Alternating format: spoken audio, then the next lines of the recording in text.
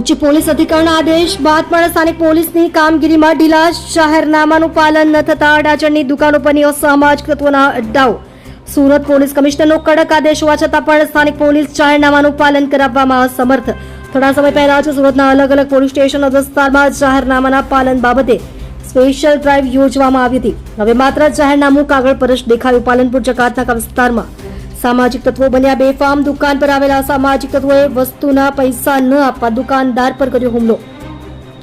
અસામાજિક તત્વોએ બોચી પકડી દુકાનદારને બહાર કાઢી 6 તમાચા માર્યા. દુકાનદારે પોતાનો સ્વબચાવ કર્યો, પરંતુ અસામાજિક તત્વો દુકાનદાર પર તૂટી પડ્યા. પોલીસે 2 આરોપીઓની ધરપકડ કરી અને એકને વોન્ટેડ જાહેર કર્યો. હાલ તો પોલીસે આરોપીની ધરપકડ કરી રિકન્સ્ટ્રક્શન કર્યું, પરંતુ જાહેરનામાનું પાલન થયું હોત તો કદાચ ઘટના બની ન હોત. અસામાજિક તત્વોના આતંકના સીસીટીવી પણ સામે આવ્યા. આ ગંભીર ઘટના બન્યા બાદ પણ હવે જાહેરનામાનું પાલન થશે કે કેમ તે મોટો સવાલ.